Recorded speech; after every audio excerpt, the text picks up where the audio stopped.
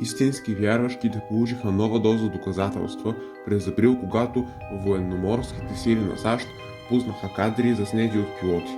В тях се показват странни безкрилни самолети, пътуващи с хиперзвукова скорост, обикалящи на посоки и изглеждащи като причудливи извънземни машини.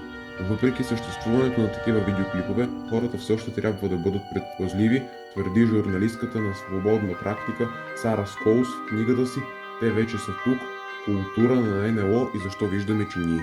След като реши да разгледа доказателствата на VMC, Скоулс не успя да определи дали наистина показват извънземни самолети, но тя откри много по-човешка история, като разговаря с лидери в съвременната НЛО култура и обсъди нашата много основна необходимост да вярваме в нещо извън себе си.